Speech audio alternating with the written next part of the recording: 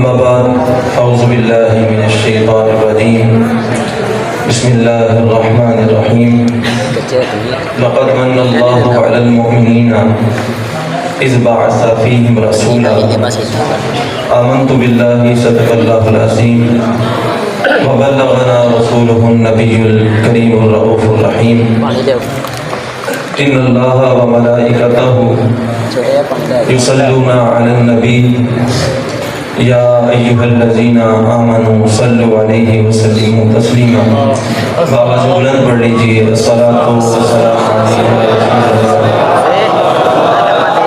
وعلى آلك وأصحابك يا سيدي يا حبيب الله الصلاۃ والسلام عليك يا نبي الله وعلى آلك وأصحابك يا سيدي يا حبيب الله حمد و صلاۃ تعریف و توصیف اللہ جل مجدہ الکریم کی ذات مبارکات کے لیے جو خالق کائنات بھی ہے اور مالک ارض و سماوات بھی ہے۔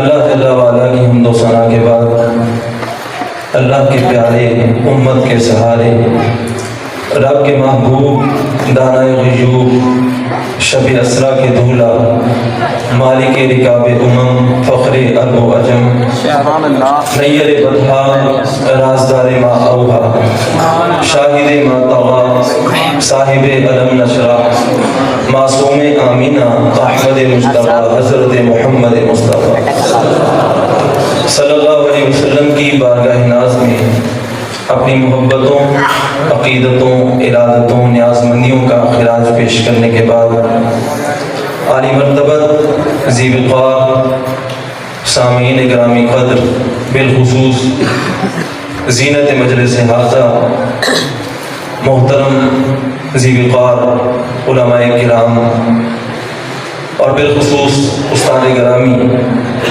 قبلہ قاری صاحب السلام علیکم ورحمۃ اللہ وبرکاتہ۔ آپ احباب سر شام سے یہاں بیٹھے ہیں اور حضور کے تذکرے کر رہے ہیں۔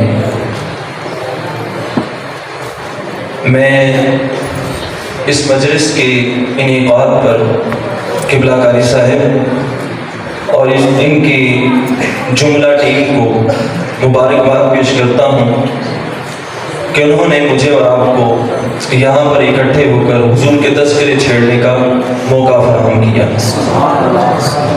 آپ کی محبتیں میں دیکھ رہا تھا، آپ جس لگن کے ساتھ بیٹھے تھے، جس فارغانہ محبت کے ساتھ حضور کا ذکر سن رہے تھے، تو یہ قابل دید تھا۔ صدیوں قبل حضور اس دنیا پہ تشریف لاتے ہیں، لیکن ماحول کی یہ تازگی بتاتی ہے کہ ابھی ابھی کوئی گزر کے گیا ہے۔ زمین سے آسمان تک، آسمان سے لامکان تک ہے، زمین سے آسمان تک، آسمان سے لامکان تک ہے، کہاں کھولے تھے کیسو یار نے خوشبو کہاں تک ہے۔ ہم نے کائنات میں اتنے تذکرے کسی کے بھی ہوتے ہوئے نہیں دیکھے ہیں جتنے تذکرے آمنہ کے لال کے ہیں۔ زمین جل رہی ہے، آسمان جل رہا ہے، زمین جل رہی ہے، آسمان جل رہا ہے، محبت میں سارا جہاں جل رہا ہے۔ اور میرے امام نے کہا تھا کہ عرش پہ تازہ چھیڑ چھاڑ، فرش پہ طرفہ دھوم دھام، عرش پہ تازہ چھیڑ چھاڑ، فرش پہ طرفہ دھوم دھام، کان جدھر لگائیے تیری ہی داستان ہے۔ ہم نے کائنات میں اتنے تذکرے کسی کے بھی ہوتے ہوئے نہیں دیکھے ہیں جتنے تذکرے آمنہ کے لال کے ہیں۔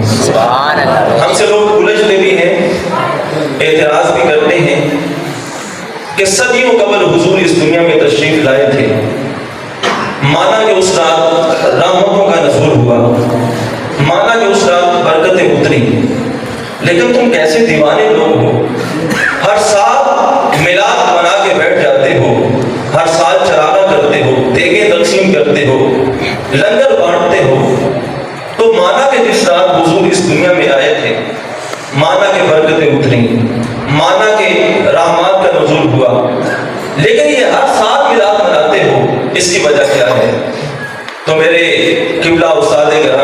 شیخ طریقت پیرزادہ محمد رضا ساقی مصطفی دامت برکاتہ العالیہ اپنے سادے سے اور میٹھے لہجے میں کہتے ہیں کہ قرآن کے دامن میں موجود ہے اِنَّا أَنزَلْنَاهُ فِي لَيْلَةِ الْقَدْرِ وَمَا أَدْرَاكَ مَا لَيْلَةُ الْقَدْرِ لَيْلَةُ الْقَدْرِ خَيْرٌ مِّنْ أَلْفِ شَهْرٍ۔ قرآن کے دامن میں موجود ہے کہ قرآن ایک رات اترا تھا، اور جس رات قرآن اترا وہ قرآن کے دامن میں ہے کہ وہ رات 1000 مہینوں سے افضل ہے۔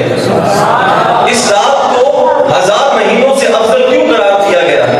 تو ایک ہی جواب ملے گا کہ اس رات قرآن اترا تھا۔ تو جس رات قرآن اترا، ہر سال ہم بھی اور وہ بھی جشن نزول قرآن مناتے ہیں، ہر سال ہم محافل کرتے ہیں اور لنگر تقسیم کرتے ہیں۔ تو یارو جس رات قرآن اترا وہ رات تو اتنی برکتوں کی حامل ہے کہ وہ رات 1000 مہینوں سے افضل ہے۔ تو یارو جس رات صاحب قرآن اترا ہوگا وہ رات کتنی برکتوں کی حامل ہے۔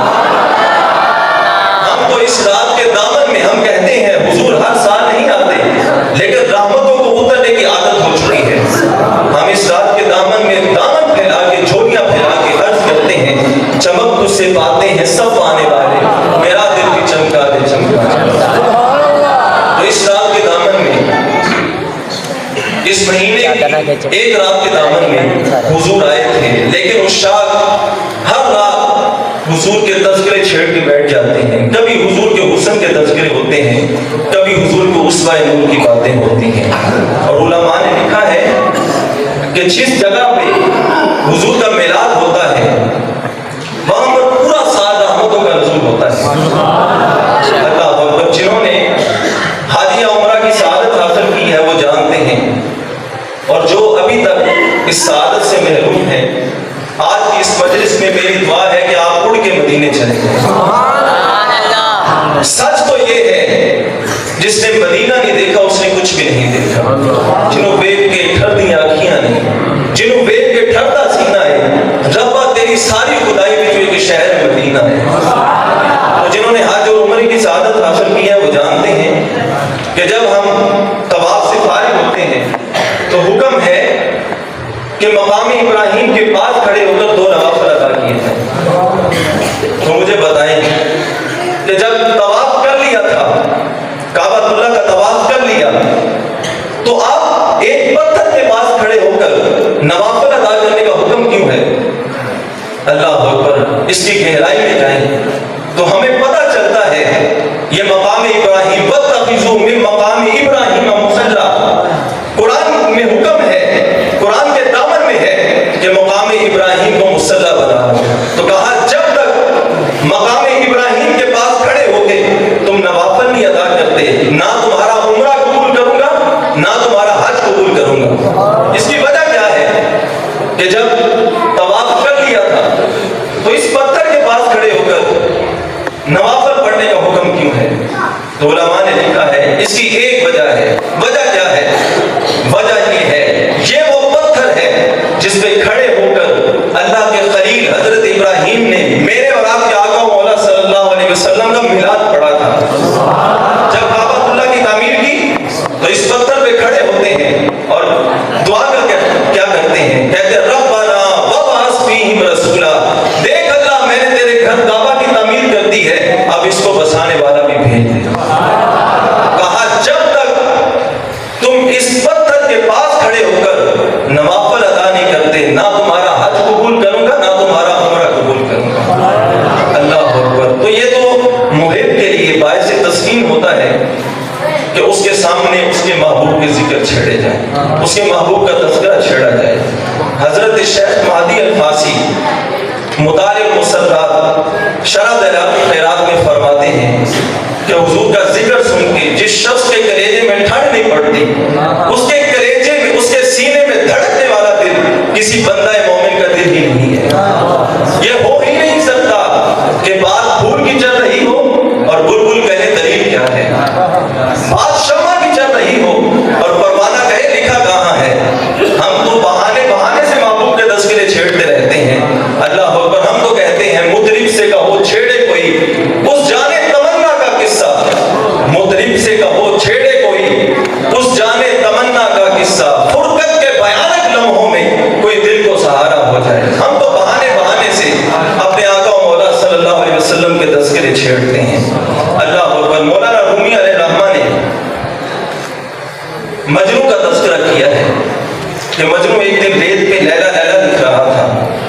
کسی کا گزران ہوا، اسے بڑا تعجب ہوا اور مجنوں سے پوچھا، مجنوں یہ کیا کر رہے ہو؟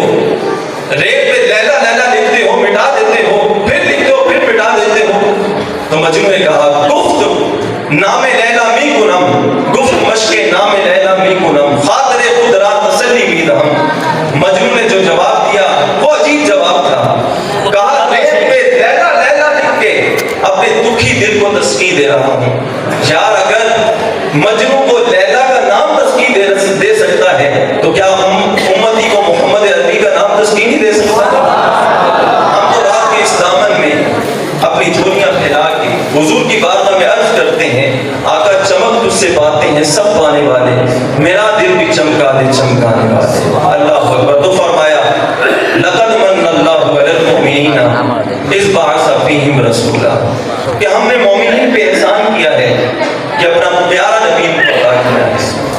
یہ حضور، یہ رب کا احسان ہے کہ اللہ نے آخر الزمان نبی علیہ السلام کو ہم میں مبعوث کیا۔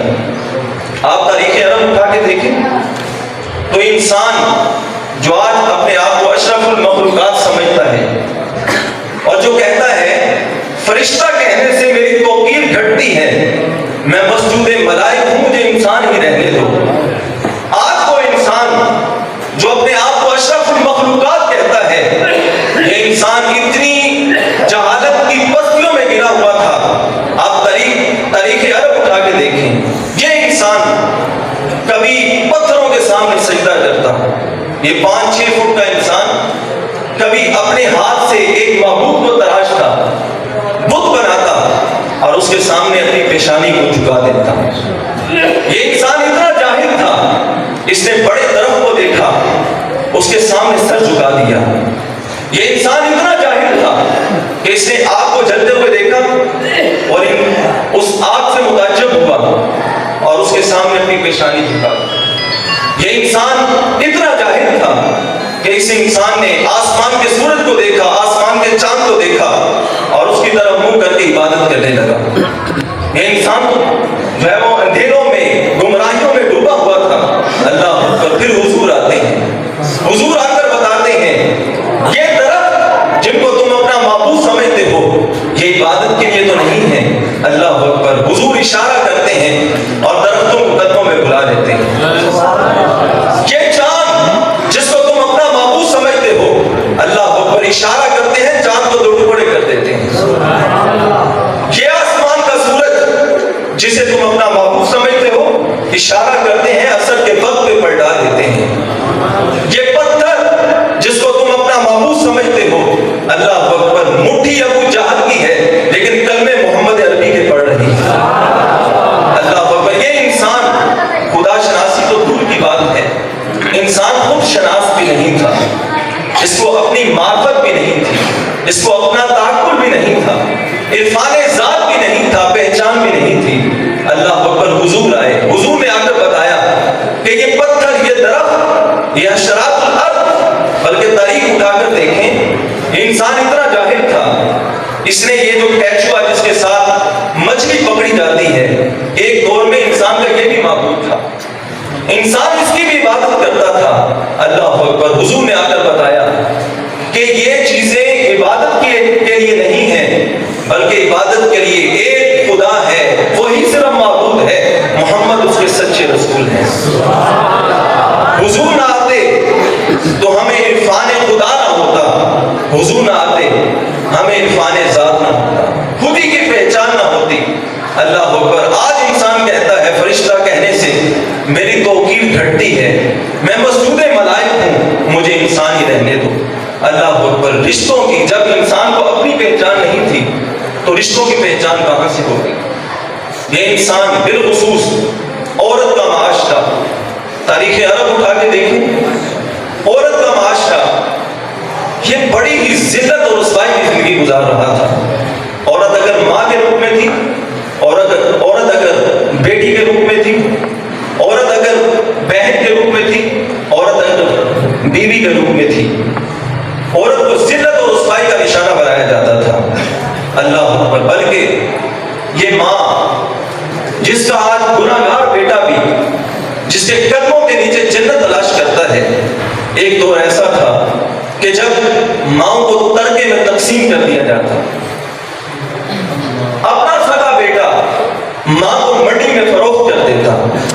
اللہ اکبر۔ پھر حضور تشریف لائے، حضور نے آ کر فرمایا کہ یہ مائیں منڈی میں بیچنے والی چیز نہیں ہے، الجنت تحت اقدام الامہات، اتنی بڑی جنت ہے، کھینچ کے ماں کے قدموں میں ڈال دی اور کہا اگر جنت کو تلاش کرنا ہے تو ماں کے قدموں کے نیچے دیتی۔ اللہ اکبر۔ حضور نے اپنی عملی زندگی کے ساتھ ہمیں بتایا۔ آپ کو پتا ہے کہ جب حضور اس دنیا میں تشریف لاتے ہیں تو دھلے یتیم پیدا ہوتے ہیں۔ 6 سال کی عمر ہے، مقام ابوا کے ٹیلے ہیں، حضرت آمنہ سلام اللہ علیہا، یہ 3 نفوس پر مشتمل قافلہ تھا۔ حضور تھے، حضور کی والدہ تھی حضرت ام ایمن تھی۔ حضور اپنے ننال مدینہ سے مکے کی طرف آ رہے تھے، مقام ابوا کے ٹیلے تھے۔ حضرت آمنہ سلام اللہ علیہا کو سخت بخار ہوتا ہے، جان لیتی ہیں یہ میرا بخار آخری ثابت ہوگا، اور اپنے پیارے بیٹے محمد صلی اللہ علیہ وسلم کو پاس بلاتی ہیں اور اپنے میٹھے اور بد بھرے لہجے میں کہتی ہیں بیٹا ہر نئی چیز میں پرانی ہو جانا ہے، ہر باقی میں فنا ہو جانا ہے، وذکر باپ، لیکن بیٹا میرا ذکر ختم نہیں ہوگا، وولدت طہرا، اس وجہ سے کہ میں تیرے جیسا پاکیزہ بیٹا چھوڑ کے جا رہی ہوں۔ یارو جن ماؤں کے بیٹے اچھے ہوتے ہیں ان کے تذکرے زمانے سے مٹا نہیں کرتے ہیں۔ اللہ اکبر۔ جب اس دنیا پہ آتے ہیں دلہے یتیم پیدا ہوتے ہیں، 6 سال کی عمر ہے، ماں کا سایہ بھی سر سے اٹھ جاتا ہے۔ پھر اعلان نبوت فرمایا فتح مکہ کے دن، جب صحابہ حضور حجرہ عائشہ سے باہر تشریف لاتے ہیں، تا حد نگاہ صحابہ اکرام کھڑے ہیں۔ ایک مشکلوں کا دور دیکھا تھا، راستے میں گزرتے ہیں تو راستے میں گڑھے کھود دیے جاتے ہیں، گزرتے ہیں راستے میں کانٹے بچھا دیے جاتے ہیں، کبھی گندی اوجڑیاں ڈالی جاتی ہیں، کبھی چادر کے ساتھ گلے میں تاؤ دیا جاتا ہے۔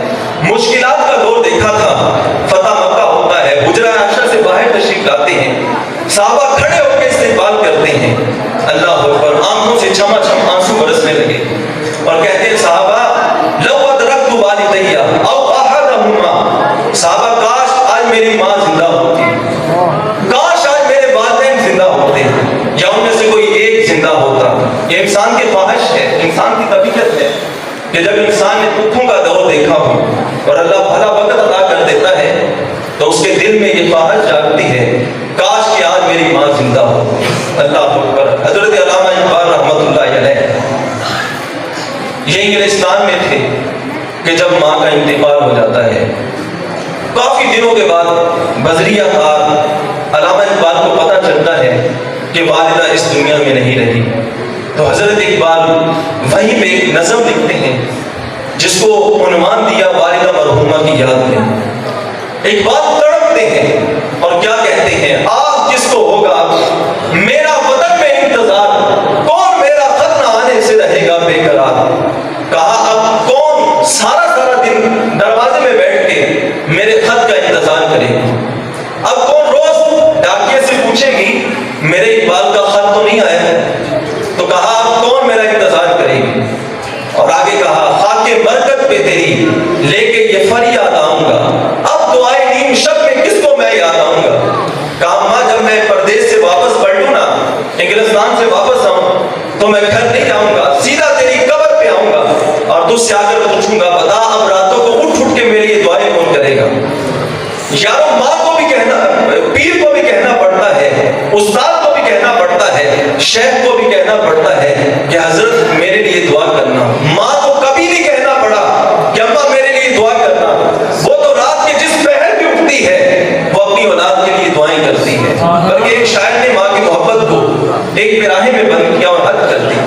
وہ کہتا ہے ایک مدت سے میری ماں نہیں سوئی تابش، ایک مدت سے میری ماں نہیں سوئی تابش، میں نے ایک بار کہا تھا ماں مجھے ڈر لگتا ہے، کہتا ہے میں چھوٹا سا تھا رات کو ڈر لگتا تھا تو میں نے اپنی امی سے کہا اماں مجھے رات کو ڈر لگتا ہے، کہتا ہے وہ دن گیا آج کا دن آیا، آج میں بوڑھا بھی ہو گیا ہوں، میری ماں جب رات کو سونے لگتی ہے میرے بستر پہ پھونکے مار کے سوتی ہے کہیں میرے بیٹے کو ڈر نہ لگ رہا۔ تو جب انسان نے دکھوں کا دور دیکھا ہو، اللہ بھلا وقت نصیب کرتا ہے تو اس کے دل میں یہ خواہش جاگتی ہے، من میں یہ خواہش آتی ہے کاش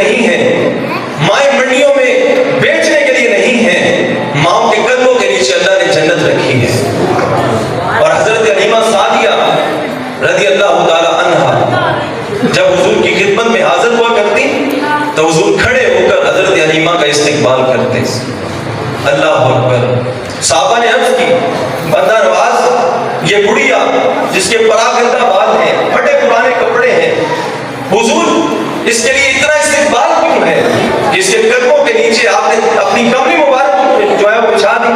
تو کہا صحابہ تم نہیں جانتے یہ کون ہے؟ فرمایا یہ میری اماں حلیمہ سعدیہ ہے. زمانے کو یہ عملاً بتایا کہ مائیں منڈیوں میں فروخت کرنے کے لیے نہیں ہے, تمہاری جنت تمہاری ماں کے قدموں کے نیچے ہے. اللہ اکبر. جس دور میں ماں کو ترکے کا مال سمجھا جا رہا تھا, حضور نے آ کر ماں کا مقام ہمیں بتایا. بیٹی کا معاشرہ, بیٹیوں کو سگا باپ زندہ تردور کر دیا کرتا.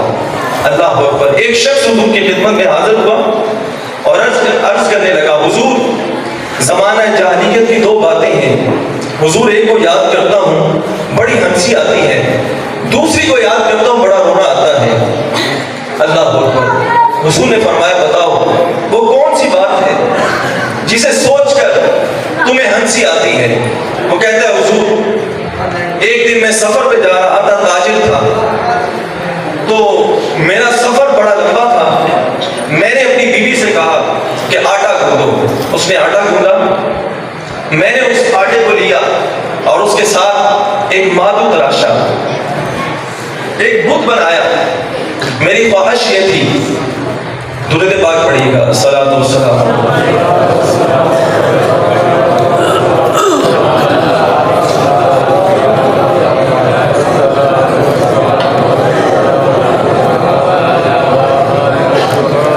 عرض کرنے لگا حضور زمانہ جاہلیت کی دو باتیں ہیں, ایک کو یاد کرتا ہوں بڑی ہنسی آتی ہے, دوسری کو یاد کرتا ہوں بڑا رونا آتا ہے. اللہ اکبر. عرض کرنے لگا حضور میں ایک تاجر تھا, تجارت کی غرض سے دور دور علاقوں میں جایا کرتا تھا. ایک دن سفر پہ جا رہا تھا تو میں نے سوچا کہ میں کوئی معبود بنا لیتا ہوں, جہاں کہیں راستے میں پڑاؤ ڈالوں تو وہاں پر اس کو نکال کے میں اس کی عبادت بھی کر لیا کروں گا. آٹا گوندا گیا, میں نے اس کا معبود بنایا, اپنی سواری کے کجاوے میں کسا اور راستے میں جہاں کہیں بھی میں ٹھہرتا اس معبود کو سامنے رکھتا, اس معبود کو سامنے رکھتا اور اس کی عبادت کرنے لگتا. اللہ اکبر. خود اپنے ہاتھوں سے میں نے معبود بنایا, آٹا گوندا اور اس کی عبادت کرتا. کہا حضور ایک زمانہ ایسا تھا, میں اتنا جاہل تھا کہ میں ایک ایسی چیز کی عبادت کرتا کہ جو میرے نہ نفع کی مالک تھی نہ نقصان کی مالک تھی, جو اپنے جسم پہ بیٹھی ہوئی مکھی کو بھی اٹھا نہیں سکتا تھا, میں اس کی عبادت کرتا تھا. حضور جب بھی اس بات کو یاد کرتا ہوں بڑی ہنسی آتی ہے. دوسری بات جسے سوچ سوچ کے رونا آتا ہے وہ کیا ہے؟ کہا حضور تاجر تھا, تجارت کی غرض سے دور دور علاقوں میں جایا کرتا تھا. ایک دن میں کہیں جا رہا تھا تو میں نے اپنی بیوی سے کہا, میری بیوی امید سے تھی, تو میں نے اس سے کہا کہ اگر تو میرے گھر میں بیٹا ہو اس کی اچھی طرح پرورش کرنا, اور اگر بیٹی ہو تو اس کو زندہ تردور کر دینا. عرض کرنے لگا حضور میں سفر پہ جا رہا تھا, میرا سفر طویل تھا. جب میں سفر سے واپس پلٹتا ہوں, دروازہ کھولتا ہوں, ایک ننھی سی بچی ہے اور میرے سینے سے آ کے لپٹ جاتی ہے. مجھے اس پہ بڑا پیار آتا ہے. میں اپنی بیوی سے پوچھا یہ کس کی بیٹی ہے؟ اس نے بتایا کہ یہ تیری ہی بیٹی ہے, تیری ہی لبتے جگر ہے, تیرا ہی خون ہے. اللہ اکبر. اس بیٹی کی ادائیں دیکھ دیکھ کے مجھے اس پہ پیار آنے لگا. اللہ اکبر. ایک دن بازار سے گزر رہا تھا تو کسی نے آ کر مجھے تانا دیا کہ کتنے کمزور ہو, کتنے بے شرم ہو کہ تمہارے گھر میں ابھی تک بیٹی ہے. یہ ایک ایسا دور تھا کہ جب بیٹیوں میں بیٹیاں گھر میں ہوں تو یہ باعث آگ تھا, یہ شرم کا باعث تھا. تو کہا ایک شخص نے مجھے تانا دیا, میں گھر آتا ہوں اپنی بیوی سے کہتا ہوں بیٹی کو تیار کرو. اس نے بیٹی کو تیار کیا, میں اس بیٹی کو ایک کھلے میدان میں لیے چلتا ہوں اور وہاں پہ جا کے گڑھا کھودتا ہوں. میں نے گڑھا کھودا, ابھی کھود ہی رہا تھا, میرے ماتھے پہ پسینہ آنے لگتا. وہ بیٹی اپنے ننھے آنچل کے ساتھ میرا پسینہ صاف کرتی. حضور مجھے اس پہ بالکل پیار نہ آیا, بالکل ترس نہ آیا. میں نے اس کو پکڑا, اس گڑھے میں پھینک دیا. اللہ کہا حضور آج اللہ نے مجھے اسلام کی دولت عطا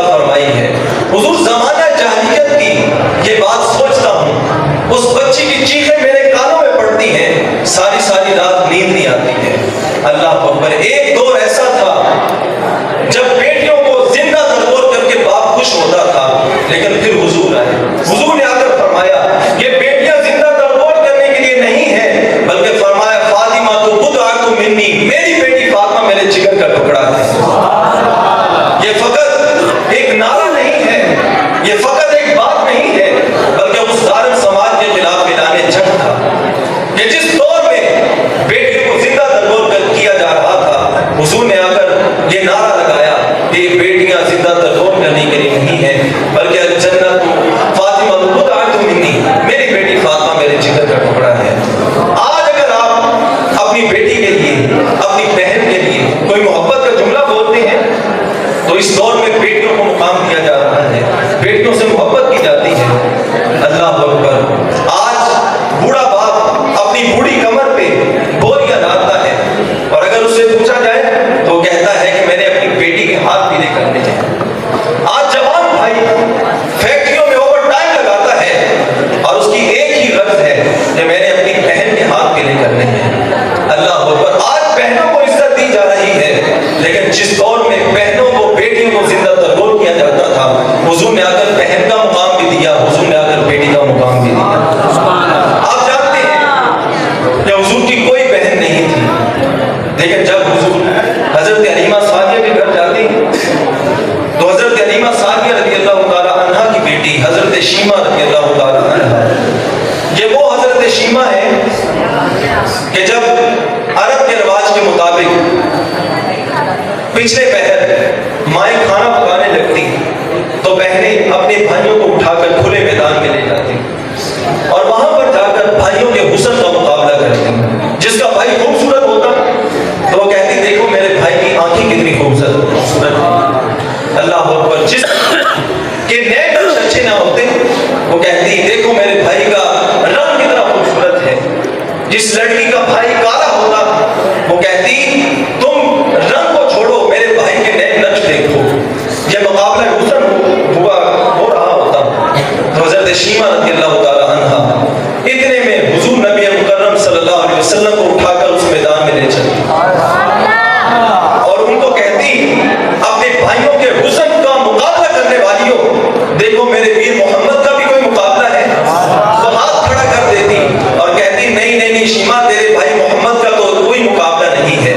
حضرت شیمہ ہاتھ اٹھا دیتی اور کہتی ربنا ابقی لنا محمد، اللہ میرے بھائی محمد کو شادہ نظر نہ لگے.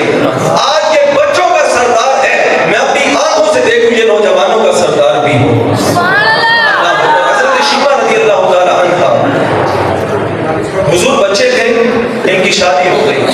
تو جس قبیلے میں حضرت شیمہ کی شادی ہوئی اس قبیلے کے ساتھ صحابہ کی ایک جنگ ہوئی اور اس قبیلے کے لوگوں کو قید کر کے حضور کی خدمت میں حاضر کیا گیا، ان کو قید کر لیا گیا. عرب کے رواج کے مطابق لوگ فدیہ اکٹھا کرنے کے لیے گھروں میں گئے اور فنڈ اکٹھا کر رہے تھے کہ ہم نے اپنے لوگوں کو چھڑوانا ہے. سردار چلتے چلتے حضرت شیمہ رضی اللہ تعالی عنہا کے دروازے پہ بھی پہنچتے ہیں اور کہتے ہیں، دروازہ کھٹکھٹاتے ہیں.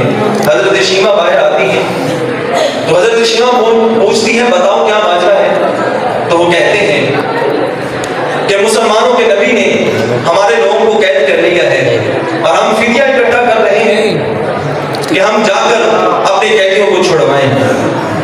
حضرت شیمہ نے پوچھا بتاؤ مسلمانوں کے نبی کا نام کیا ہے؟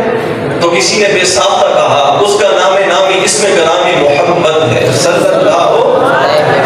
تو کہا اس کا نام محمد ہے. اب کئی سالوں کے بعد بھائی کا نام سنا تھا، دل مچلنے لگا. کہا آؤ میرے پیچھے پیچھے آؤ، بتاؤ وہ کہاں رہتا ہے، میں تمہارے قیدیوں کو آزاد کرواتی ہوں. بڑے حیران ہوئے، تعجب ہوا کہ تم کیسے چھڑواؤ گی. اللہ اکبر. کہا بس تم میرے پیچھے پیچھے آ جاؤ. حضرت شیمہ رضی اللہ تعالی عنہا حضور کی بارگاہ میں حاضر ہوتی ہیں. یہ ادب کی آیتیں نازل ہو چکی تھی، صحابہ ننگی تلواروں کے ساتھ حضور کے در کی محافظت کر رہے تھے. جب حضرت شیمہ پاس آتی ہے تو صحابہ تلواریں تام دیتے ہیں اور کہتے ہیں رک جاؤ دیہاتی عورت، کہاں جا رہی ہو. اللہ اکبر. حضرت شیمہ کہتی ہیں مجھے میرا راستہ روکنے والا تم جانتے نہیں میں کون ہوں، میں تمہارے نبی محمد کی بات ہی رکھتی ہوں. میں جھک جاتی ہیں. حضرت شیمہ حضور کی بارگاہ میں حاضر ہوتی ہیں. حضور کھڑے ہو کر بہن کا استقبال کرتے ہیں اور کئی گھنٹوں تک حضرت شیمہ سے محابے گفتگو رہتے ہیں. جب حضرت شیمہ جانے لگتی ہے, حضور جو ہے وہ سواری تک چھوڑ کے آتے ہیں اور جاتے ہوئے کہتے ہیں, بہن خود کیوں چل کے آئی ہو, خود کیوں زحمت کی ہے, تم نے پیغام بھیج دیا ہوتا, میں تمہارے سارے قیدیوں کو آزاد کر دیتا. اور تحفے دیتے ہیں اور فرماتے ہیں خود کیوں آئی ہو, پیغام بھیج دیا ہوتا. تو بہنوں کا مقام کیا ہے, بہنوں کا مرتبہ کیا ہے, یہ اللہ کے رسول صلی اللہ علیہ وسلم نے ہمیں بتایا ہے. بیوی جب بہن کا مقام نہیں ہے, بیٹی کا مقام نہیں ہے, ماں کو عزت نہیں دی جا رہی, تو بیوی کا مقام کہاں سے ہوگا, اس کی عزت اور تکریم کہاں سے ہوگی. بیوی کو تو پاؤں کا جوتا سمجھا جاتا تھا, لیکن حضور تشریف لاتے ہیں. ایک دن صحابہ کے مجلس میں بیٹھے ہیں تو حضرت فاطمہ الزہرا رضی اللہ تعالی عنہا حضور کی خدمت میں حاضر ہوتی ہیں اور آ کے عرض کرتی ہیں, حضور میری ماں حضرت خدیجہ الکبریٰ نے پیغام بھیجا ہے اور وہ عرض کر رہی ہیں, حضور اپنی کمری مبارک عطا فرمائیں. حضور نے کمری مبارک عطا فرمائی اور حضرت فاطمہ کے پیچھے پیچھے چل دیے. اللہ اکبر. جب حضور حضرت خدیجہ کے پاس پہنچے تو پوچھا کہ خدیجہ کیا ماجرا ہے, میری کمری کیوں مانگی ہے, میری چادر کیوں مانگی ہے. اللہ اکبر. حضرت خدیجہ فرماتی ہیں, عرض کرتی ہیں, حضور مجھے سخت بخار ہے, سخت علیم ہوں اور میں سمجھتی ہوں کہ یہ میری بیماری آخری ثابت ہوگی. تو عرض کی, حضور میں نے آپ کی کمری مبارک اس لیے مانگی ہے کہ میں چاہتی ہوں مجھے آپ کی کمری مبارک میں کفن دیا جائے. حضور فرماتے ہیں, خدیجہ تم نے تو چادر مانگی ہے, لو طلبتی جلدی لاتے تو کی, اگر وہ مجھ سے محمد عربی سے اس کی جلد بھی مانگتی میں تجھے وہ بھی عطا کرتا. اللہ اکبر. تو حضور تشریف لائے, حضور نے آ کر رشتوں کی مضبوطی, والدین کا مقام, بہن کا مقام, بیٹی کا مقام ہمیں آ کر بتایا. اللہ اکبر. ہمیں اللہ نے ہم پہ احسان کیا کہ اپنے آخر زمان نبی صلی اللہ علیہ وسلم کا امتی بنایا. اللہ اکبر. یہ اتنا بڑا اعزاز ہے کہ جس کے لیے نبی تڑپتے رہے, لوگ انتظار کرتے رہے. فرمایا, لقد من اللہ علی المؤمنین اذ بعث فیہم رسولا. ہم نے لوگوں پہ احسان کیا ہے, ہم نے مومنوں پہ احسان کیا ہے کہ اپنا آخر الزمان نبی عطا فرمایا ہے. یار وہ نبی عطا کیا, میرا اور آپ کا محبوب کوئی دنیا دار نہیں ہے, کوئی گلیوں اور بازاروں میں پھرنے والا عام شخص نہیں ہے, بلکہ میرا اور آپ کا محبوب وہ محبوب ہے کہ جو رب کا بھی محبوب ہے. اللہ. اور اعظم چشتی نے حد کر دی, قلم توڑ دیا. اعظم چشتی کہتا ہے, اپنا معیار زمانے سے جدا رکھتے ہیں, اپنا معیار زمانے سے جدا رکھتے ہیں, ہم تو محبوب بھی محبوب خدا رکھتے ہیں. اپنا پیارا محبوب ہمیں عطا کیا. یارو لوگ انتظار کرتے رہے, نبی انتظار کرتے رہے, بلکہ میں نے پڑھا ہے کہ 12 نبیوں نے حضور کا امتی ہونے کی خواہش کی ہے. اللہ اکبر. حضرت موسیٰ علیہ السلام اللہ کی بارگاہ میں عرض کی, اللہ میں نے الواح تورات میں پڑھا ہے کہ قرب قیامت ایک ایسی امت آئے گی کہ جو آئے گی سب سے آخر میں, لیکن جنت میں سب سے پہلے داخل ہوگی. عرض کی, اللہ وہ میری امت بنا دی. کہا, دل کا امت احمد. موسیٰ وہ تو میرے پیارے احمد کی امت ہے. اللہ اکبر. پھر عرض کی, اللہ میں نے پڑھا ہے کہ وہ امت ایسی امت ہوگی کہ اگر وہ ایک نیکی کرتی ہے تو اسے ثواب 10 نیکیوں کا ملے گا, اور اگر وہ امت نیکی کا ارادہ کرتی ہے, نیت کرتی ہے, تو نیت کرنے سے ہی ایک نیکی کا ثواب دیا جائے گا. عرض کی, اللہ وہ میری امت بنا دے. کہا, دل کا امت و احمد. موسیٰ وہ تو میرے پیارے احمد کی امت ہے. پھر کہا, اللہ میں نے الواح تورات میں پڑھا ہے کہ ایک ایسی امت ہوگی کہ وہ اگر گناہ کی نیت کرتی ہے گناہ نہیں ہوگا, لیکن اگر وہ گناہ کر لیتی ہے ان کے نامہ اعمال میں ایک ہی گناہ لکھا جائے گا, 10 گناہ نہیں لکھے جائیں گے. عرض کی, اللہ وہ میری امت بنا دے. کہا, دل کا امت و احمد. موسیٰ وہ تو میرے پیارے احمد کی امت ہے صلی اللہ علیہ وسلم. اللہ اکبر. تو کہا, اللہ اگر تو نے وہ امت میری امت نہیں بنانی, اللہ تیری بارگاہ میں دعا ہے مجھے اس آخر زمان نبی کا امتی بنا دے. حضرت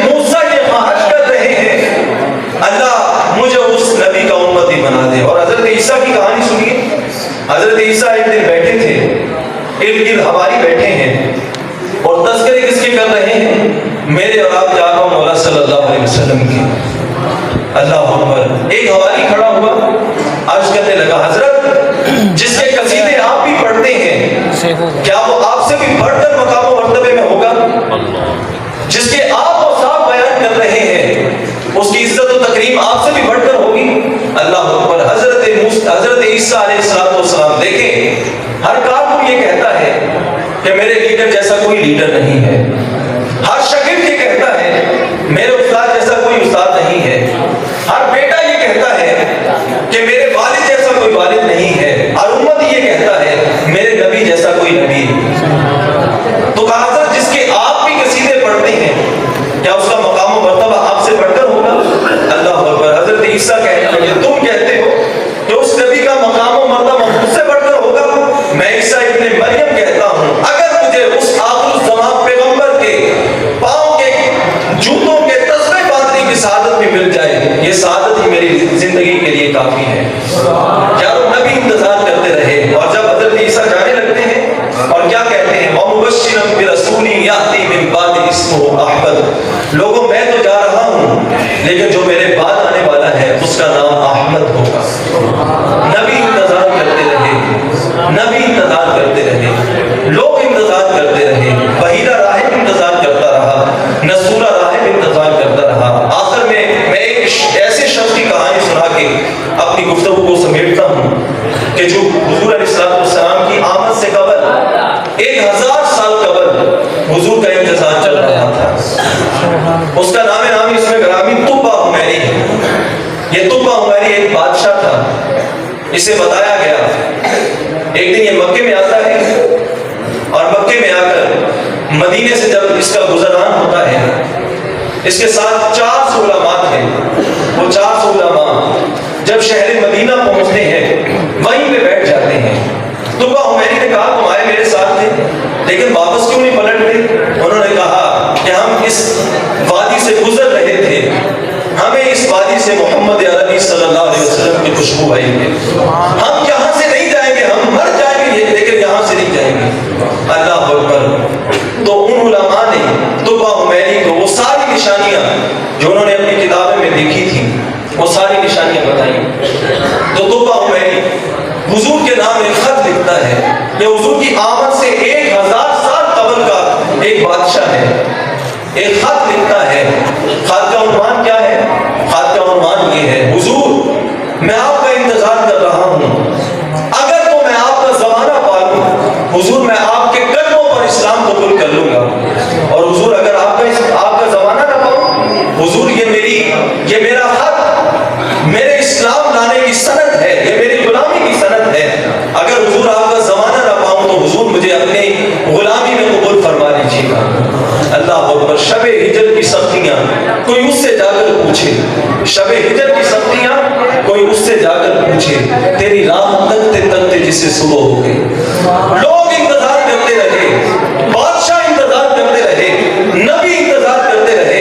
یار مجھے اور آپ کو کوئی انتظار نہیں کرنا پڑا، ہم تو سوئے تھے مقدر جاگے۔ گھر والے مسجد سے مولوی صاحب کو بلا لائے، مولوی صاحب نے کان میں آ کر اذان دی اور کہا میاں تمہیں مبارک ہو، تم محمد عربی کے نوکر بن جائے۔ پھر میں کیوں نہ کہوں میری خوش قسمتی یہ میں تیرا امتی، میری خوش قسمتی یہ آپ کی خوش قسمتی، یہ میری خوش قسمتی کہ میں تیرا امتی۔ یاد ان کی نہ بھولو نے آخر کبھی، وہ کہے امتی تو بھی کہے یا نبی، میں ہوں حاضر تیری چاکری کے لیے، پھر کیوں نہ کہے سیدی مرشدی یا نبی یا نبی، سیدی مرشدی یا نبی یا نبی، مرشدی یا نبی یا نبی۔ فخر کا دل میں دریچہ باز کرنا چاہیے، جن کا تو آقا ہے ان کو ناز کرنا چاہیے۔ میرے غیر ترتیب شدہ الفاظ تھے اور کوئی خاص موضوع بھی نہیں تھا، میں کوئی خطیب نہیں ہوں، لیکن وہ ایک ہی پیغام ہے، ایک ہی انداز ہے جو قبلہ نے ہمیں عطا فرمایا، اور وہ اپنے میٹھے لہجے میں کہتے ہیں اثر کرے نہ کرے سن لو میری فریاد، نہیں ہے داد کا تاج یہ بندہ ہے آزاد، اور وہ کہتے ہیں کہ لہجے میں اگر رس ہو تو دو بول لغت ہیں، انسان کو رہتی ہے محبت کی زبان یاد۔ دعا اللہ میرا اور آپ کا یہاں پر بیٹھنا اپنی باتوں میں قبول و منظور فرمائے۔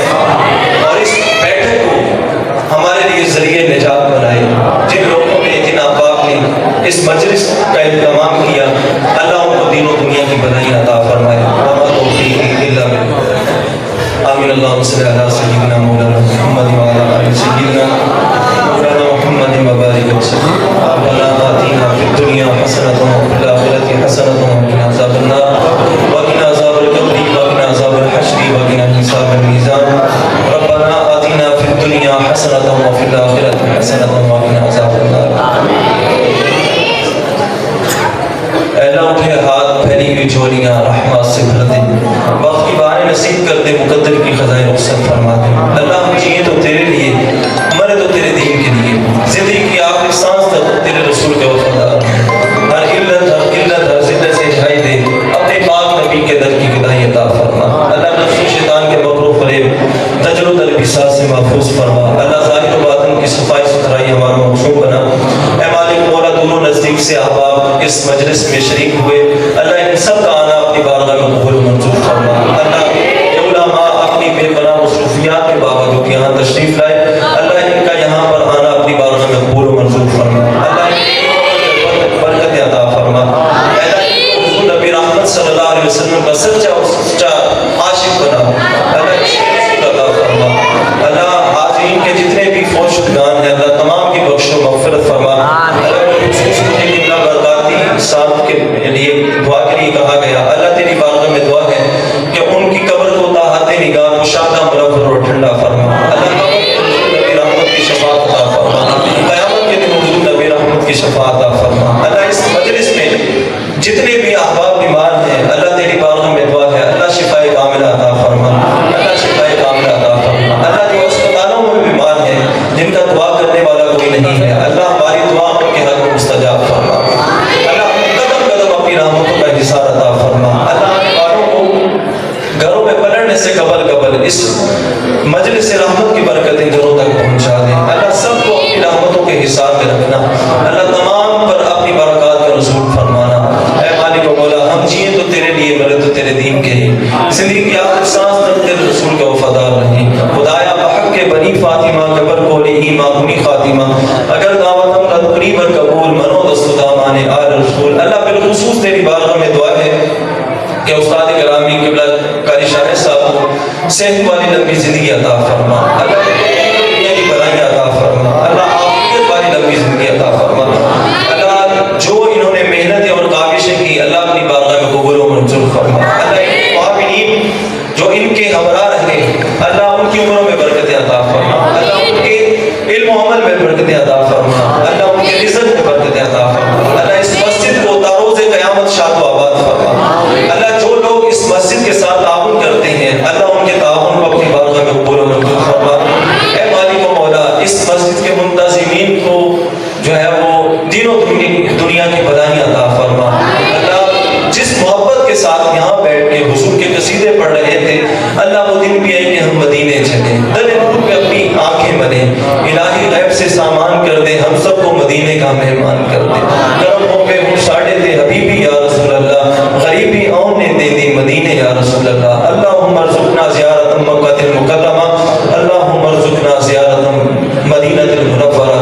وصلی اللہ تعالی علی النبی الامین وعلی آلہ واصحابہ اجمعین برحمتک.